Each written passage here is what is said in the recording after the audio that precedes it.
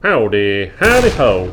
I'm a reasonable person, a person of logic, a person who absolutely wants and needs a new Nintendo Switch Pro. Nope, I said I'd be reasonable. So let's talk about those reasonable expectations from the big three.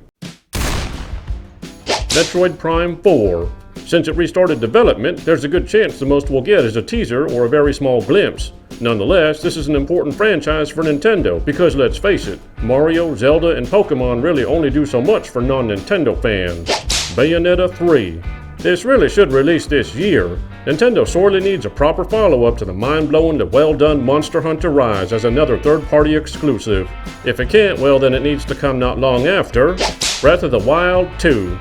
This really should release this year, but it's either this or Bayonetta 3 since Nintendo may try to spread out their releases. Either way, Nintendo needs a heavy hitter this year, and we all know this one should be it. It shouldn't come any later than early 2022 because as much as I respect delays for polish, consistent content is a must to build fanbase confidence. Some new Smash character nobody cares about except the very loud and very verbose Smash community who will absolutely drown everyone else out over either their disdain, excitement, or both. Especially if it's a sword user. Nintendo Switch Pro. With 30 teraflops of computing power, 8K at 240 frames per second with ray tracing, fully portable, fits in the palm of your hand, and projects its image directly into your retinas for infinity inches of big screen gaming, aka true deep dive virtual reality.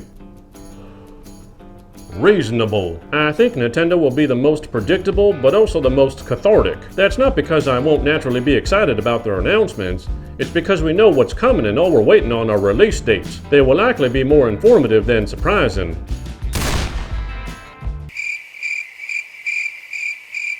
Just kidding, we all know they will refuse to be overshadowed by the other two consoles and undoubtedly will make key announcements during or after E3. God of War Ragnarok.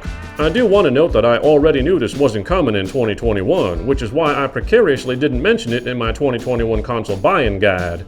Nonetheless, Sony can use the delay to release a teaser or short video to build even more hype and note the new release window. Horizon Forbidden West. Even though it was shown on State of Play, there's a good chance we'll still see more, or at least a more in-depth look at, gameplay or various features. It's the next big release compared to Ratchet & Clank Rift Apart. PlayStation VR 2. This might be the real meal ticket for Sony. Even if it's not the full specs and information, even a look at the full hardware might generate a lot of hype. It would be better if price and specs were announced, of course. Gran Turismo 7. Showing this off will specifically counter Microsoft showing off Forza Motorsport. Let's just hope that it isn't the usual sleep-inducing way they've been showing off GT games. Sony will likely be the most hype-driven, even though a lot of it may be stuff that's already been shown in the past, though they undoubtedly have something secretive targeting the core gaming community's naughty bits. This will likely be the most interesting time for Sony to show their cards as it's the PS5's first E3. Perfect Dark. Reviving this IP seems like the perfect counter to things like IO Interactive's Hitman and upcoming 007 Bond game, and finally, good use of a rare IP. I'm all for it. Halo Infinite. I mean, at this point, this is a no-brainer. Yes, it'll likely be held back a little by cross-gen development, but Microsoft does need to make sure this is a damned good Halo. Fable. It's very hard to tell how far along this really is, but Microsoft needs this kind of genre diversity. They should show whatever they can of Fable, not because it's necessarily going to be impressive, but because Sony has no first-party answer to an RPG. Forza Motorsport. This should be a showstopper, end of story. This needs to be the Xbox Series X's technical demo to show off just how far they've come against a mainstay like Gran Turismo.